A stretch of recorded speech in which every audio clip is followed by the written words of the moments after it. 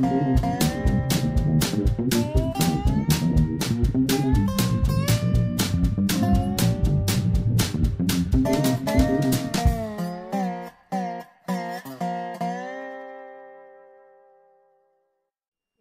Monk, your Prairie Monk, WAFT Champaign, 90.1 on your FM dial. And Dave on the board. Today is Sunday, November the 26th, 2017, and this is the Prairie Monk Show.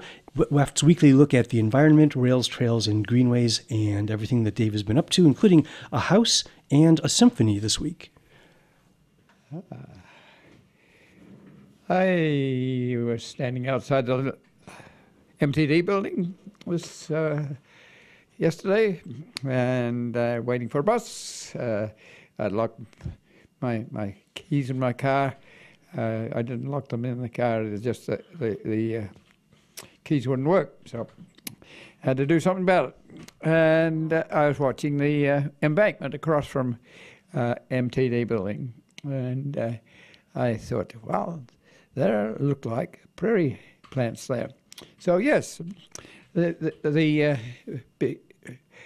MTD between the railroad and the MTD building, there was an embankment, and it started to cave in. So they put up a retainer wall, and behind the and on top of the retainer wall, there are prairie plants. There's little blue stem. There's Canadian wild rye. There's side oats, and I thought that was rather wonderful. So we'll try and show you some pictures of those plants. Then it was getting to be near 7 o'clock, and the downtown Champaign had a parade. And I was, I'm always impressed by the number of people that come to these events. And so it was well attended. And I started off watching at the end of Market Street, but I realized that the lights didn't shine quite so well on people, and I couldn't recognize people. Some people recognized me. City people went by, and it's a city parade, City of Champaign. So I moved to better lights, but people were waiting for a normal parade with its lights, and especially at this time of the year, lots of parade vehicles that had taken a lot of time to prepare, and there's sometimes a delay for a while some piece of equipment gets around the corner, and so people were talking to each other. People were receiving wrapped sweets and sometimes advertising signs, but just all in all, people were recognizing each other and waving to each other, and so we had bands and players, and that always adds to the merriment, and you have to appreciate the leaders who lead those bands. And there were celebrants who were just enjoying themselves on a go-kart, and people from different organizations. There was a huge wine bottle balloon, which I've seen elsewhere, but it was in the parade. I wonder how it goes down the streets without encountering overhead wires, but it was positively huge. Then there was a bicycle powered by one person, but two people were in the seats behind, and you can rent the bicycle if you want, but it just adds to the character. There were a city physical plant was there with signs and stoplights and all sorts of glowing electricity. And then the last piece of equipment was, it comes out every year. It belongs to the Kuhn store, which is owned by Dr. Youngerman. And it has a battery of reindeer followed by a very traditional sleigh. And I kind of enjoyed that and talked to people on the way back. And it's always fun to be there. During the week, I went out to, I was driving past Busey Woods on the way from High Cross Road, and the sun had just come out and after a storm, and the Busey Woods was looking very nice. It had a lot to do with Busey Woods in the past. It was a controversial site. The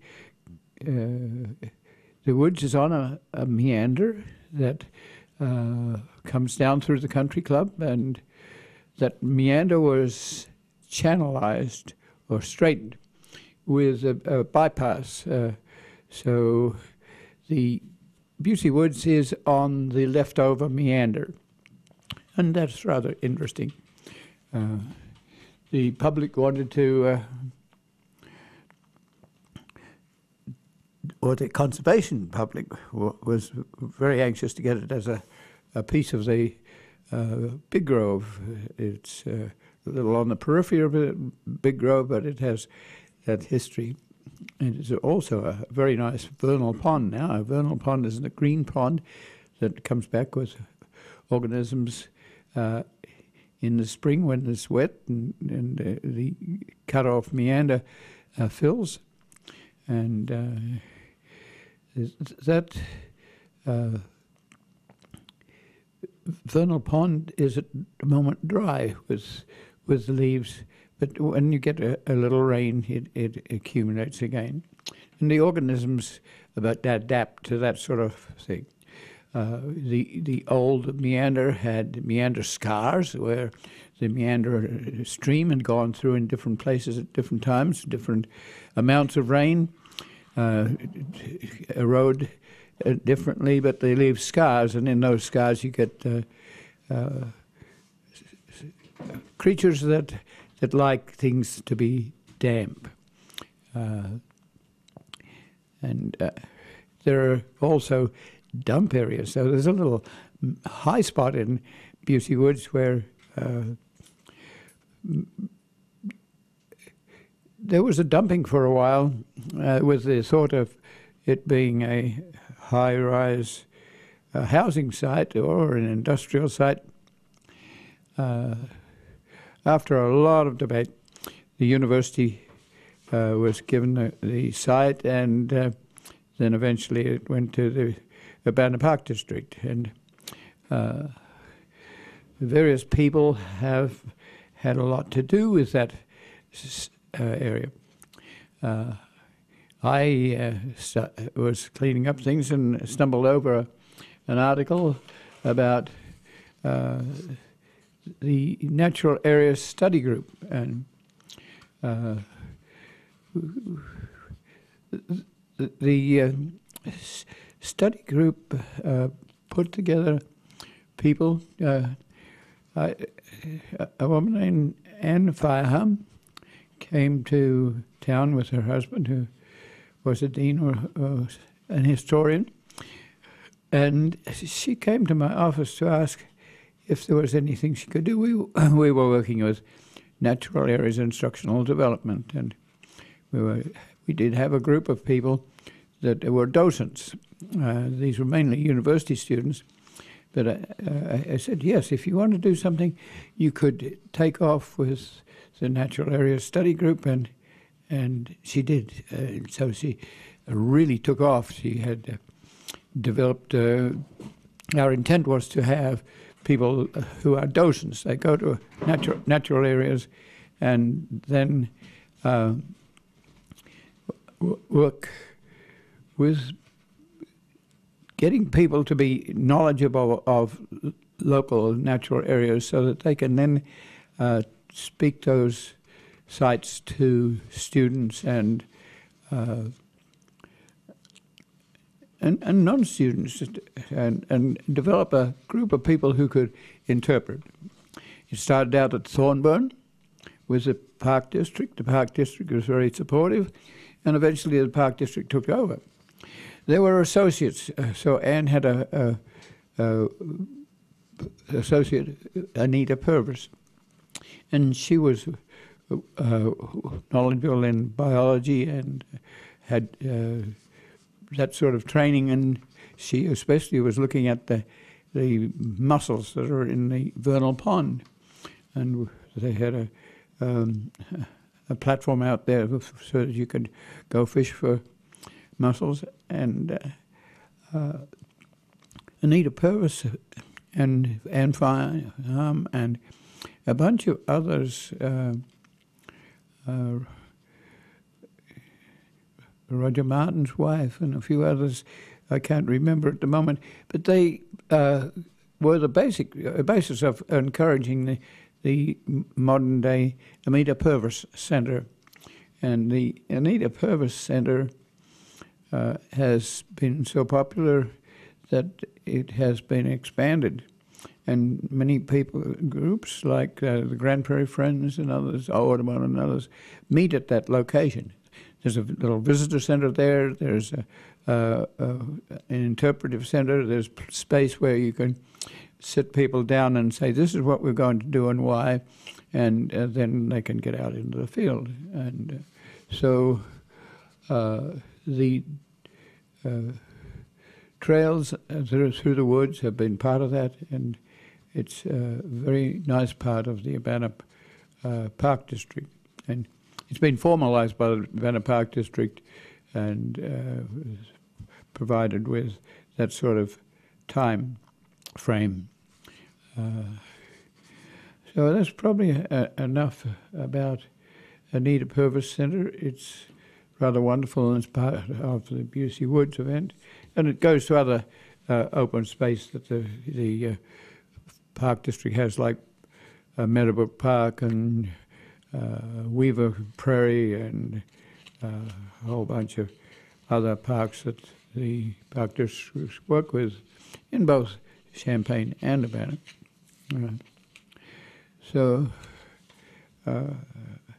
I'm doing something unusual here. This week we lost a house on High Cross Road, which was the home of Gordon Binkert. And Gordon Binkert was a rather outstanding musician. He grew up in the Dakotas, went to college in the Dakotas. Actually, when he was there, he was recognized as one of 5 best young pianists. He was at the age of 15. He went on to Harvard, where he started to get involved with composition, and he did sonatas, and he did work with a whole bunch of different things, and he would have workshops in summer schools, and but a lot of his energy was his dreams. I expect were associated with the house that was on High Cross Road. He was very proud of that house because at least some of the timbers in the house were from the Big Grove. This is what you have to understand, that early settlement was coming to a prairie that in Champaign County was very wet. So finding a well-drained forest on the edge of this Yankee Ridge Moraine with some eskers underneath it where glaciers, moraine accumulation of silt and the like, provided sort of a river under the ice, and that was a source of gravel, and there's some protection from the woods. And this was a house that was on High Cross Road. At that time, there was an Indian Trail, which was more or less High Cross Road. But High Cross Road didn't go straight at that time. It went, it wiggled around this house. So the front of the house was not on the modern road.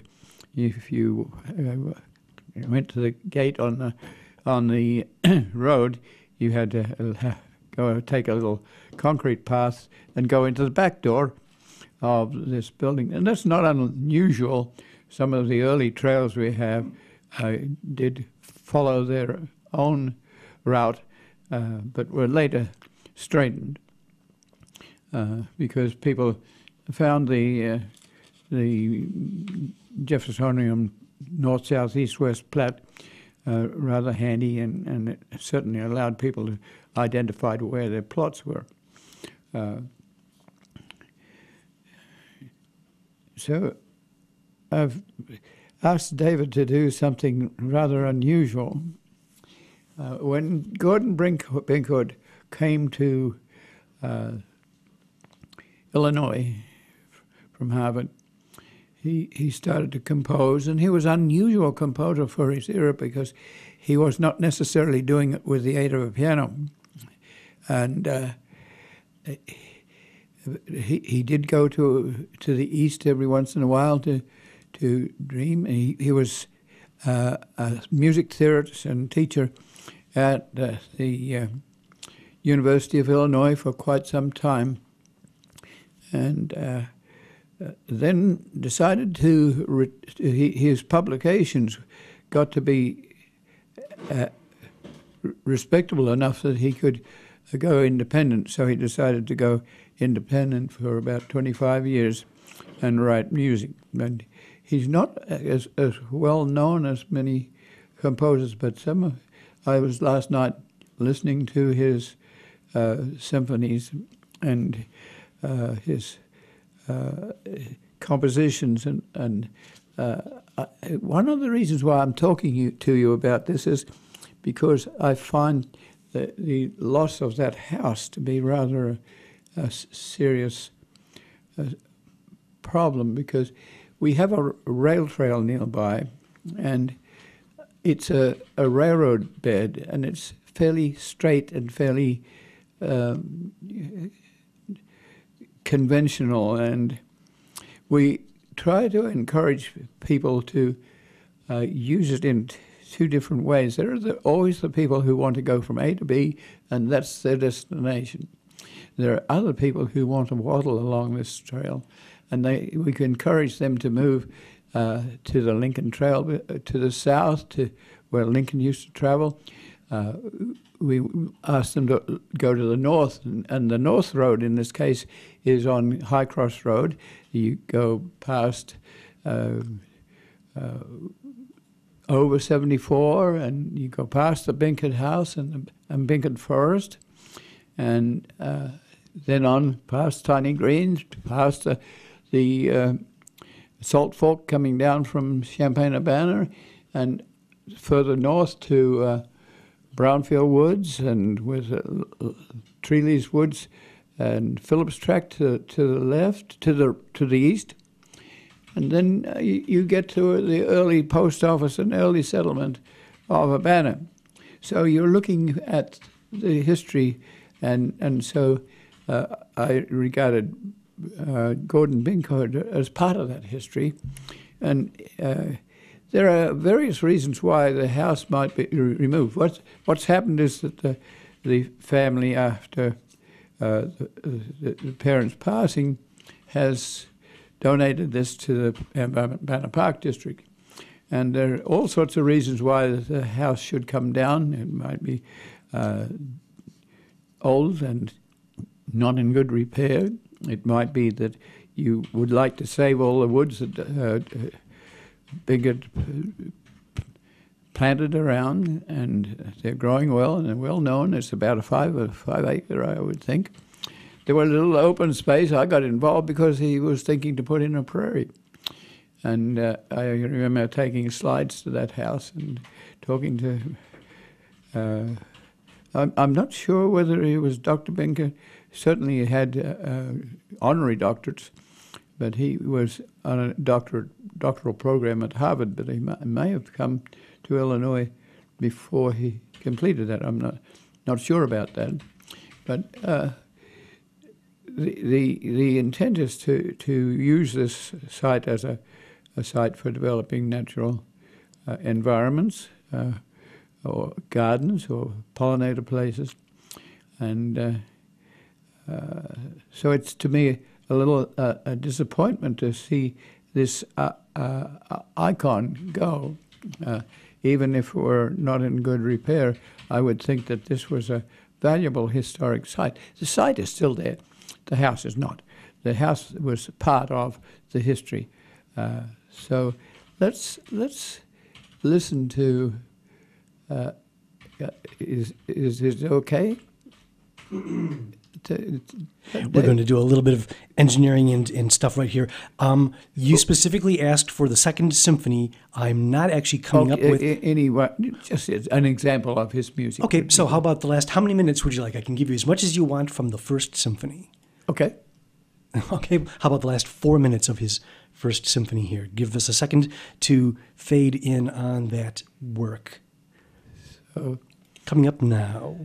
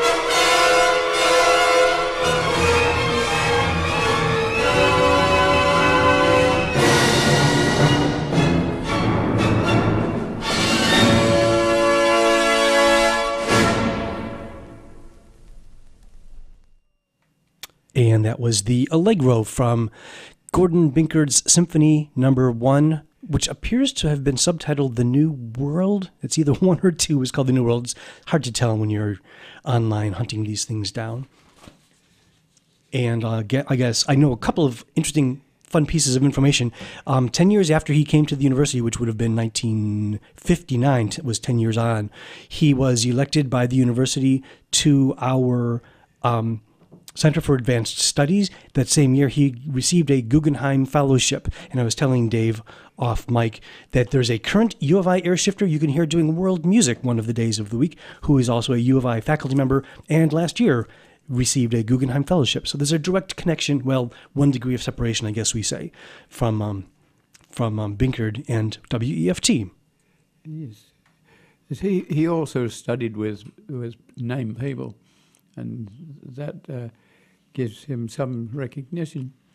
What I want to do here is preach a little bit. I think that you need to know these sort of circumstances. It's very hard to know how to know. You have to talk to people, and I just happened to talk to someone who knew that the Binkard family had donated this 5 acres of woodlot to the Urbana Park District. And how do you know that? You have to constantly just talk to people and find out what their interests are and how it fits into your particular environmental interests. I go regularly to the markets, whether they're outdoor or indoor, because I talk to people who know generally what we do, and whether it's with educational resources in environmental science or with Heartland Pathways, and it's the sort of area where you start to dream. You might encourage people to do interesting things, whether it's with gardening or pollinatariums or a whole bunch of other things. And so what you're hoping for is a general awareness within your community.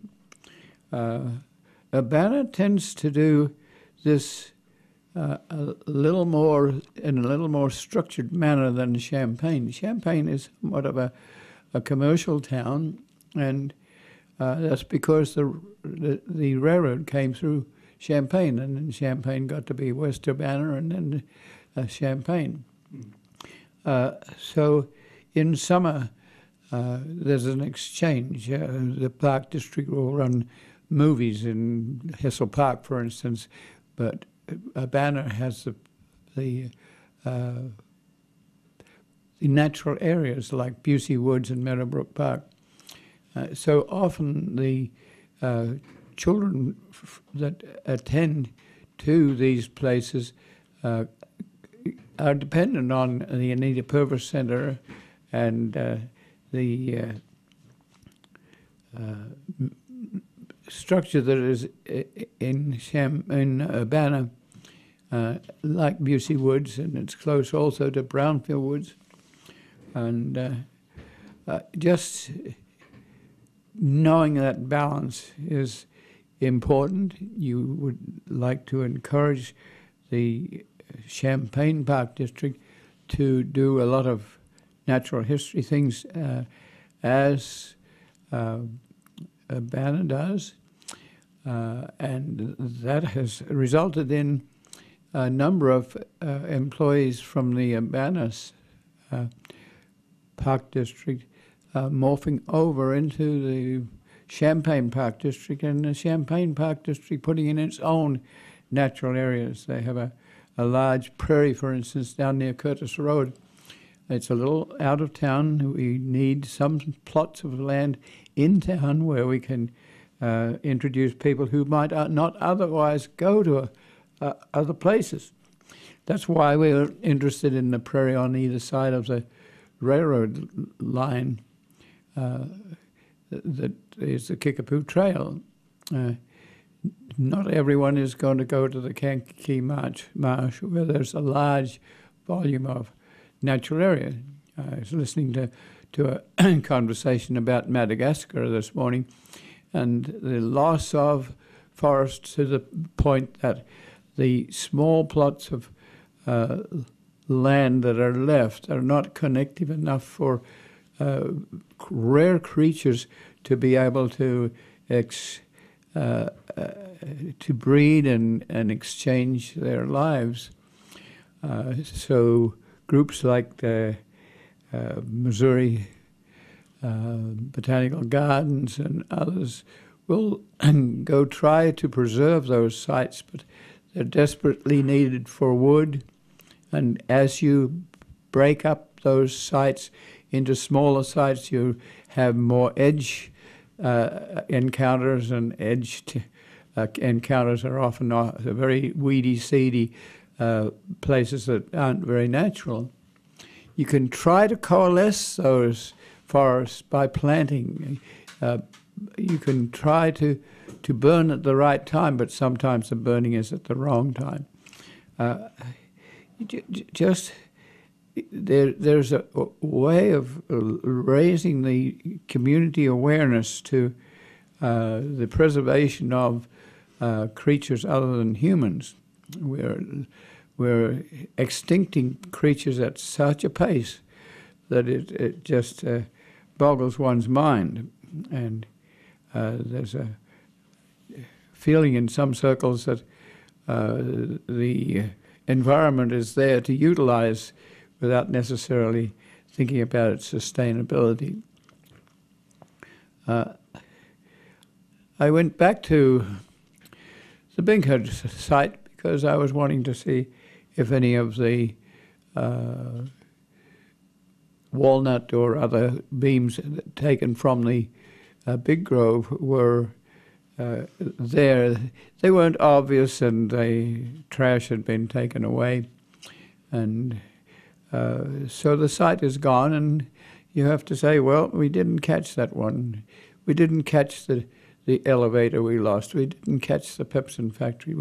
There's lots of things so you lose more than you gain, but you need to keep your eye on the prize, because the prize is to keep some biodiversity there. Let's waddle up the road from the Binkard estate past Tiny Greens, where a lot of early or recent work was done. It was the Bagby family was there, and they encountered some criticism of problems with greens, and it wasn't in their domain, but it looked like it could be, and it more or less put Tiny Greens out of business. But there was a site that also needs to be preserved, and there are people working there who can do interesting things. Go a little further, you cross the Salt Fork, and that's an interesting place. You have a Yankee Ridge moraine, which was low at that point, but it was enough to back up a lake of water, and then that lake of water breaks through, and so it gives us a little bit of terrain that we otherwise don't have in Champaign County. You have to go to Piatt or DeWitt or Vermilion County to get rolling territory that you can enjoy. So we go to Brownfield Woods, and right alongside Brownfield Woods was Natalia Belting. Natalia Belting's father was a history prof, and I think Natalia was also.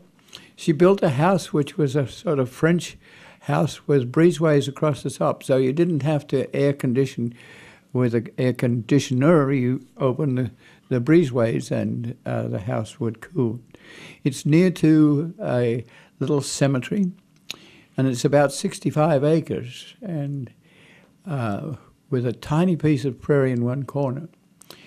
There's a creek which is a tributary of the Salt Fork that comes through.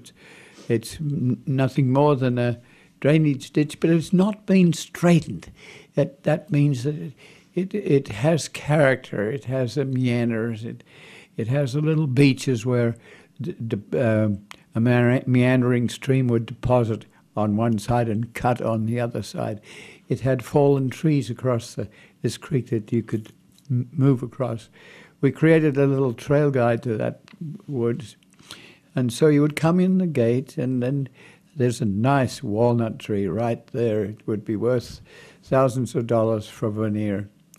So then you have a little bit of lowland, and you have to get across the creek without sort of walking in the mud. So people have to know how to walk across a tree that's down. And if you're not used to doing that, it means you have to get down on your backside and crawl across it. It's not easy if you are not used to this sort of outdoor procedure. And there's a little bit of the Yankee Ridge moraine there, so you're going uphill. And in the spring, there's just glorious understory herbs, and it'll take you hours to go around this little trail. It's owned by the University Graduate College Committee on Natural Areas, and Jamie Ellis is in charge of that now, and it is just a wonderful little 65-acre prairie. As you go up on the moraine, you'll find some pits, and these are soil pits. They don't look that obvious, but if you know where they are, these soil pits give you an idea of what a xenia soil is like, a dry soil, a gravelly soil, because it's on the moraine where the moraine has been dropping glacial till, and this is probably good soil. I'm not quite sure how the forest got to be saved, but people did save some of the big grove. There was a road through this territory, and if you follow the local history, and people bring local history to me because it's known that this is rather an interesting way of introducing people to their own heritage. The Phillips family had a story there, and they were the horse bolted on this little road through the Brownfield woods, and actually they had to consider tossing the baby out so that the baby wouldn't be a part of a crash. But if you stand in Brownfield woods at a certain location, you can see big trees on either side, and you can tell where the road was, and that's interesting and intriguing. You can look at big old trees, some of them 400 years old. How do we know 400 years old?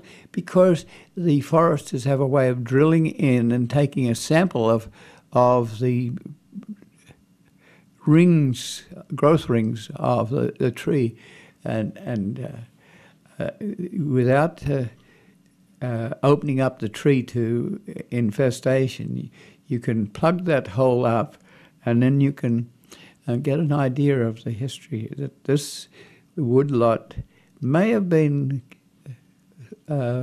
sampled for wood. People were wanting wood, but there are still some trees there that are rather old.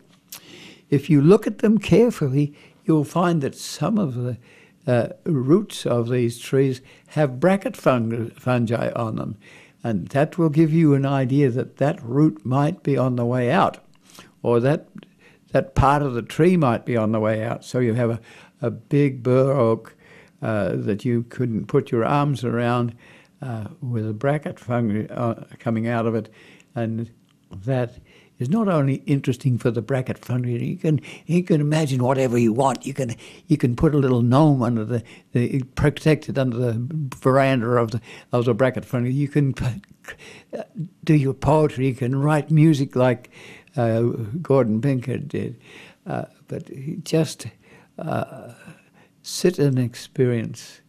And then to the west end, there was a little corner that probably had been harvested off, and it had prairie. And as you went through to that prairie, you had to bow down and go through an edge timber. So what is an edge timber?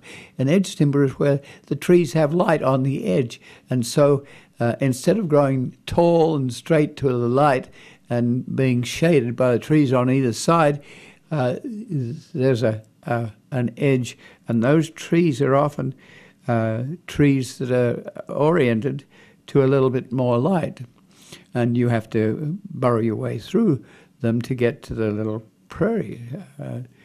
And if you know about prairies, if you fire them, then the trees will be lesser and the prairie will invade. If you don't fire, the prairie will be invaded by trees, and it's that balance that you're looking for. The Committee on Natural Areas under Dr. Kendi and Dr. Getz and others, Shelford before that, were trying to combine some areas to the Phillips Tract and Treeless Woods so that they could get that connectivity where you have enough space for organisms to move back and forth. If you're a bacterium, you don't need an awful lot of space.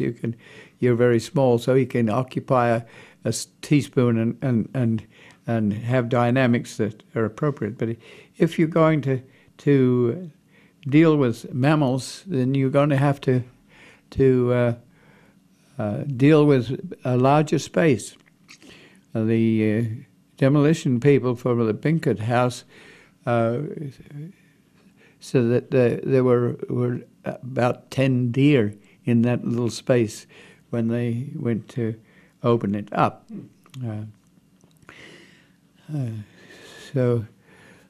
And they did have to open it up some to get trucks in to move with the material. There are a lot of invasive species there, but they've been there for so long that they're like little trees. And I expect that since they're invasive species, they will be removed and the larger trees will be retained. But once again, you're talking about the dynamics of a wood that's only about 5 acres large. And through one end of it, there's a large power line, and the trees that were intended for that section have been removed because power lines age, and technology improves them too, but that aged line, when you put a lot of power through it, will bend. The lines will heat up and they'll drop down, and if there's a tree nearby, they can short to the ground and actually create a fire when you don't want a fire. It can short the whole circuitry out. So that area right where the Pinkett house has been a controversial area because people in genuine endeavor have planted trees under power lines, and you should not do that. You should know the trees that are small trees.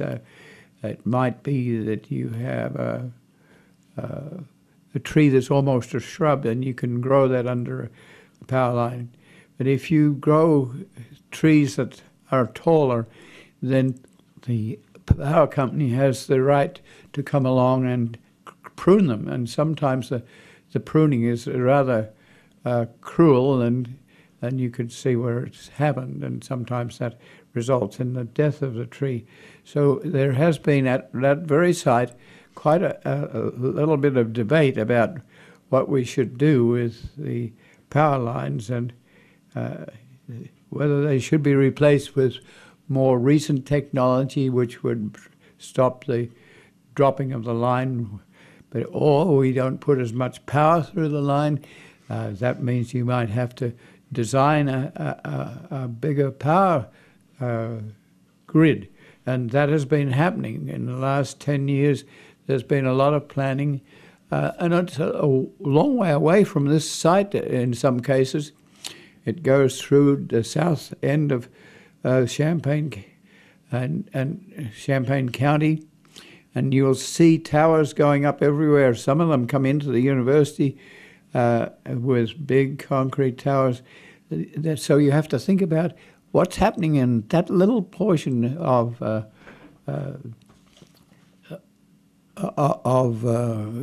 Binkard estate has a relationship to a larger grid that goes across the country. Now people are thinking that they can do smaller than grid, so they have batteries, and they can create their own electricity, and that saves the problem of large grids.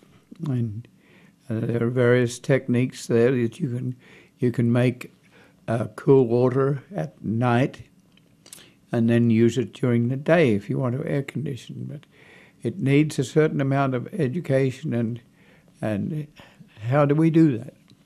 How do we co-op computers to the point that last week we talked about Plato and doing things that we can never do as humans, the repetitive. We have to teach the computer what to do. We have to have programmers that are rather wonderful that can sort out a paradigm and say, we're going to do it this way, and then you do have to have the backups. If this one doesn't work, then there's something else works, and then something else works if that one doesn't work.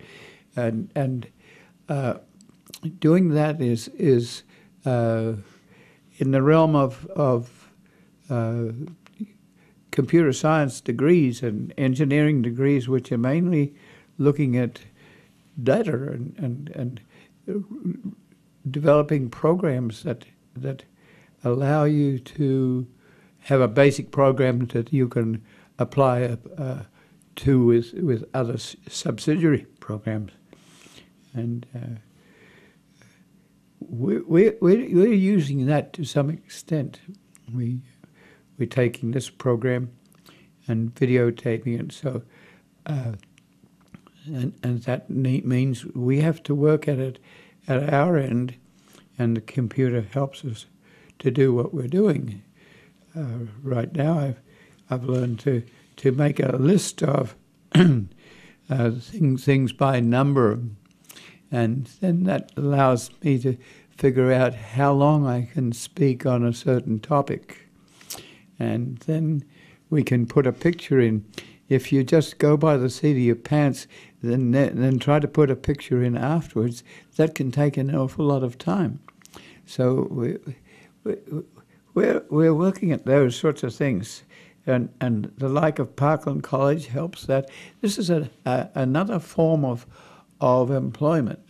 This is, at the very end of this, there's the person who still turns the shovel and moves the prairie plant or puts in the railroad tie or what have you. But there's a lot of technology here that humans have control over, but it can't be let go wild. You have to think about it, and you have to think about what you're doing. This week it was Thanksgiving, and I was visiting with a family where mother is a ceramic engineer. And what they're doing now is they're working with the SEAL, the Army Corps of Engineers, a unit out of town on the west side of Champaign. And they're putting silicate aluminum type plastic mixes into cracks in railroad ties so that they don't break down so quickly. It used to be that you had a railroad tie that was harvested with a tree, and you had a broad axe, and you made the tie according to its grain. So it might be a bendy tire, but it was preserved because the environment couldn't get in at the sides as easily. Now, when you create a railroad tie with a saw, everything is straight, and that leaves the ends of parts of your wood available to break down. So then you have to put something like creosote in to preserve that tie for 100 years. But if you do develop cracks because there's this sort of liberality, then you can put cork the cracks and save the ties for a number of years. And you can probably do that in place. We're re-railing a section between Whiteheath and Seymour, and we're taking second-hand ties, which means that they do have some cracks. And I'm talking to railroad engineers about the possibility that we might be able to experiment with this sort of thing too. So there's this sort of huge gestalt where everything relates to everything else, and with great wonder we're including people in teams so they'd work together and they get excited together and they'd have a twinkle in their eye and they shout at each other and they go, go, go, and you can hardly wait to get to work. So this doesn't always happen, but it's something that we look forward to and we really enjoy it when it happens. And surprisingly, not everything that we get excited about works. The next generation of scientists will find it quite different. And in there, you also have to think about people who are not scientists. There's people who are linguists.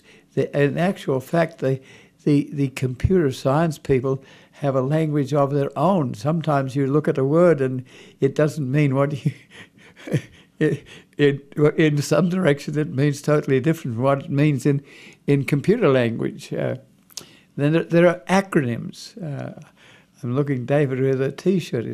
He's got WEFT. So you have to know that W means whether you're on a certain side of the Mississippi. So just so the acronym has WEFT means you are part of this sort of integration where you have a weft and a wharf on a printing on a